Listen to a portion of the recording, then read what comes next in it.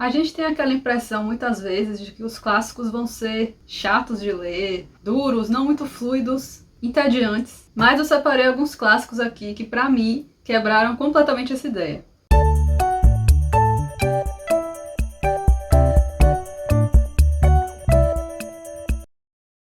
Eu particularmente adoro um livro clássico, seja nacional, seja de qualquer outro país do mundo, mas também eu amo um livro contemporâneo. Eu sou uma pessoa que sempre tô lendo coisas muito diferentes. Quem acompanha aí o canal sempre vê aqui eu falar de um monte de gênero de livro diferente, dependendo da vibe que eu tô. E eu achei que seria um vídeo legal, porque principalmente por causa da escola, às vezes a gente tem aquela impressão de que vai ser uma coisa chata, a gente relaciona esses livros a provas, a vestibular, enfim. Se você não conhece o canal, se você ainda não é inscrito, te convido a se inscrever, porque assim você consegue receber todos os vídeos novos. Eu não vou dizer que eu tenho um vídeo toda semana aqui, porque sempre tem alguma coisa que eu não consigo postar certinho, mas sempre que dá, eu me esforço para fazer alguma coisa legal aqui, vlog de leitura, vlogs pela cidade de Salvador, recomendações de livros, lidos do mês, últimos lidos, tem várias coisas, então se inscreve aí.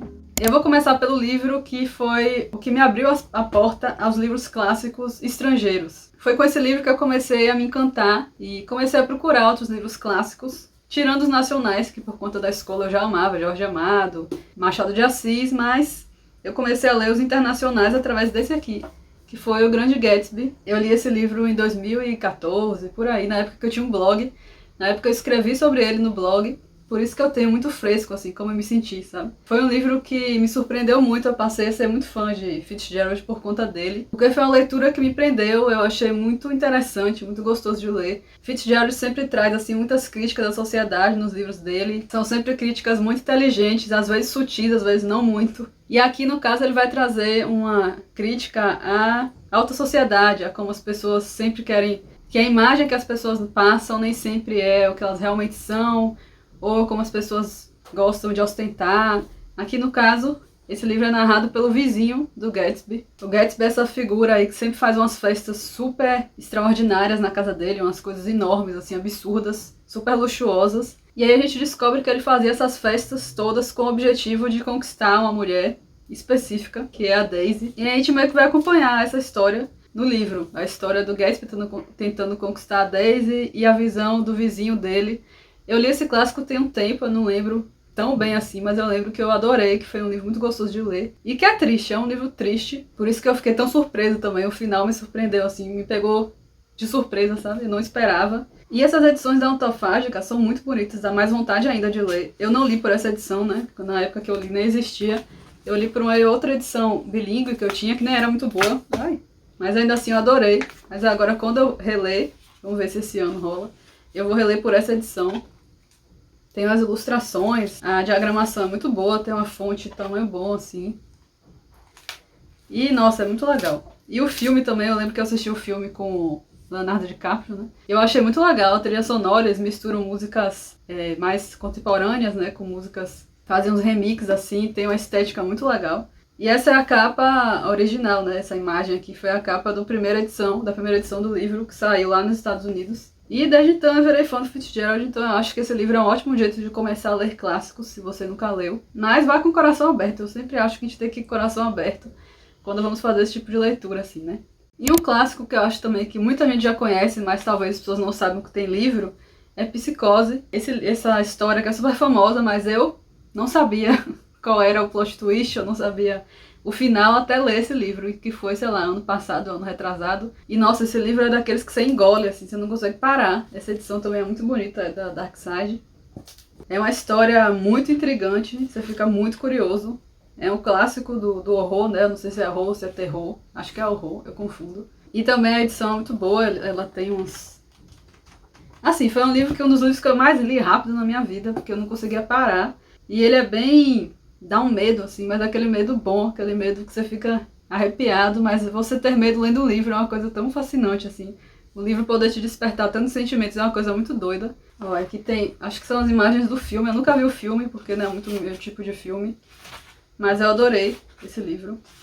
Acho que muita gente já conhece, né, o famoso Norman Bates, dessa história aqui. Que é um cara super esquisito, assim, que mora nesse hotel com a sua mãe. Eles gerenciam esse hotel. E aí vai ser uma história que vai se passar ali naquele hotel, uma coisa super misteriosa, bem bizarra, ele tem aquela vibe bem bizarra.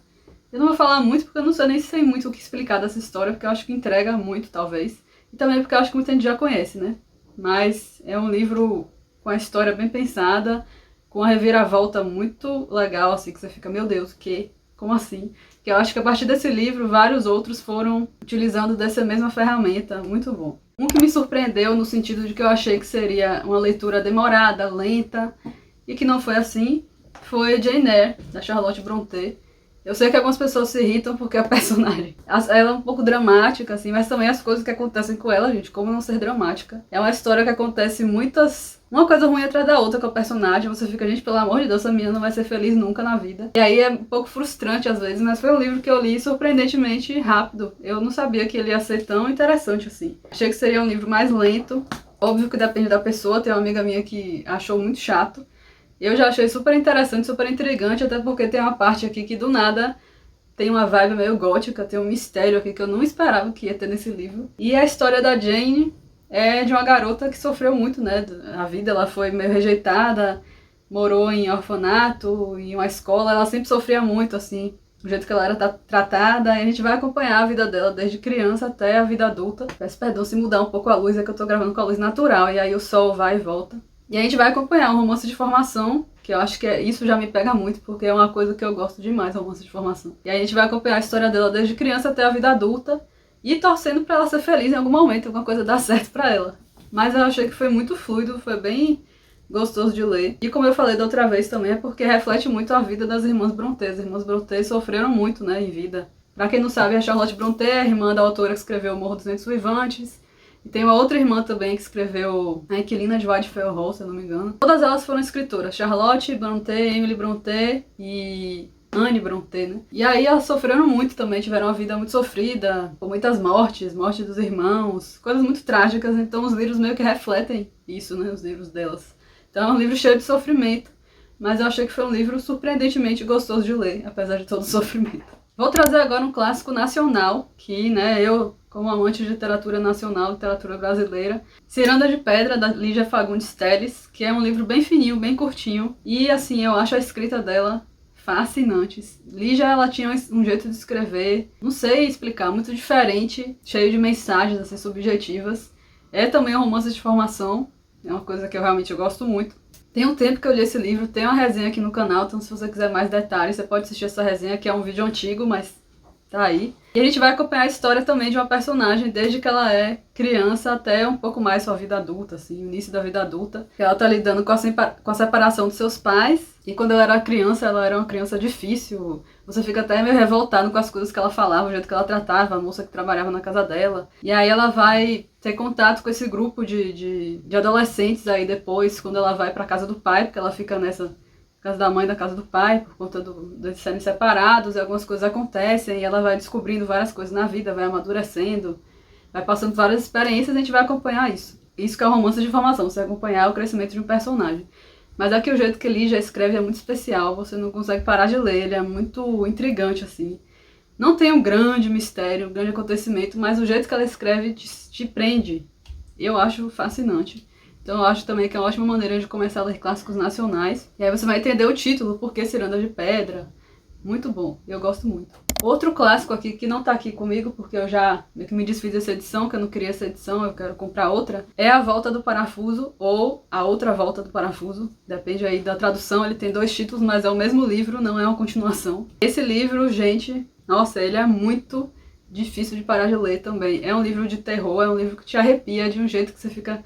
Gente, como é que um livro, como eu falei, né, com Psicose, consegue trazer esse tipo de sentimento? É muito doido, é uma sensação muito legal. Tem um final, assim, que você fica, entendi certo, o quê? Aí você volta e tenta ir ler de novo. Eu fiquei assim, tem um vlog aqui que eu li esse livro, que foi um vlog de Halloween, e que eu mostrei que eu terminei de ler e eu fiquei, oi? Aí eu voltei, e aí eu tentei entender se era isso mesmo. Muito doido. Ele vai tratar da história... Tem até uma série no Netflix aí que foi baseada nesse livro, que trata de uma história de uma casa mal assombrada, assim, uma babá, uma governanta, não sei exatamente qual seria a palavra. Uma moça vai cuidar dessas crianças na casa, e o cara que é ali o tio das crianças não tem contato nunca com essa mulher. Ele some assim, mas ele fala, é pra você cuidar das crianças e é isso. Só que as coisas muito estranhas começam a acontecer nessa casa, umas coisas bem horripilantes. E você não sabe o que é verdade e o que não é. E fica aquela vibe assim, esquisita. Muito, muito bom. Se você gosta de um livro assim de terror. Eu odeio filme de terror, mas eu amo livro de terror. Ele te arrepia, ele te deixa intrigado. E aí começa com a pessoa contando essa história, na verdade, né? Contando essa história numa roda assim de pessoas. Aquela coisa bem filme de terror mesmo. E aí, a partir disso, a gente vai ouvir a história junto com as outras pessoas, né? Um clássico sensacional, do Henry James. Outro que eu não esperava que seria tão legal de ler, que eu falei recentemente até aqui no vídeo de lidos, é Drácula. Não fazia ideia que seria um livro tão interessante, que seria tão intrigante, que o Drácula era um personagem, não era o personagem principal, que seria tão gostoso de ler que começava já intrigante, porque ele já começa muito legal. Eu falei muito do Drácula ultimamente, não quero falar tanto pra não ficar chato. Vai ver lá o último vídeo de lidos que eu falei melhor. Mas acho que todo mundo acha que conhece a história do Drácula, mas aí quando você lê, você percebe que você não conhecia nada. Ele é todo escrito em forma de diários e de cartas, ele não tem nenhum momento de uma narração comum. Ele é todo escrito por diário, carta, sempre um personagem relatando alguma coisa. Página de jornal, várias coisas assim, é super diferente. Tem umas coisas meio gore, assim, meio nojentas, porque, né, é vampiro. Mas é muito legal, recomendo. E ele não é gigante assim, tá? Porque aqui essa é uma edição especial que tem vários textos, várias notas. Então ele é mais curto do que isso. Ele deve ter umas 300 páginas, não sei, 300 e poucas. Ou 400. Mas enfim, não é isso tudo aqui de livro, não se assustem. Mas vale a pena, é um clássico muito legal de ler. Em alguns momentos eu fiquei meio, poxa, que enrolação, acaba logo. Mas aí quando eu vi tinha acabado, sabe? Foi um breve momento que eu fiquei meio entediada, mas depois passou, acabou e foi muito legal. Um que está aqui na minha estante, mas ele está embaixo de vários livros, eu não tive coragem de tirar, foi um também que me surpreendeu horrores e que eu jurava que seria uma leitura extremamente difícil, e não foi. É Crime e Castigo, do Dostoiévski. Acho que muita gente tem essa impressão de que vai ser um livro complexo, que não vai entender nada. Foi até uma das primeiras resenhas que eu fiz aqui. Acho que foi a primeira resenha desse canal em 2020. Meu Deus, que vergonha ter desses vídeos. Tem muito tempo. O mais difícil desse livro são os nomes russos, porque os nomes russos são muito confusos, mas isso em qualquer literatura russa vai acontecer, né? Os nomes russos têm várias versões, tem apelido, tem o apelido completamente diferente do nome comum do personagem, do nome real do personagem, aí você se confunde, mas você vai anotando e também geralmente tem uma lista de personagens que te ajuda a não ficar tão confuso. Mas é muito interessante, porque o livro já começa assim, porque o personagem no início já, ele tá planejando um assassinato. E ele vai lá nesse lugar pra poder planejar tudo. E você já fica, gente, o que tá acontecendo? Por que ele tá fazendo isso? E você vai descobrindo por quê. Então o livro já começa já no pico, assim, sabe? Já começa super intrigante. E você quer descobrir o que vai acontecer com ele. Crime e castigo, né? Ele vai ser castigado em algum momento pelo crime que ele cometeu. É uma coisa bem psicológica. Você vai entrar bastante na cabeça do personagem. E vai ter outras visões de outros personagens, né? É um livro meio longo. Ele é grandinho. Mas juro que passa rápido, porque ele é muito, muito intrigante. Em alguns momentos é um pouco mais psicológico, porque o Dostoiévski tem essa coisa bem psicológica, assim, bem deprimida, bem melancólica. Mas é muito interessante porque ele é um livro de ação.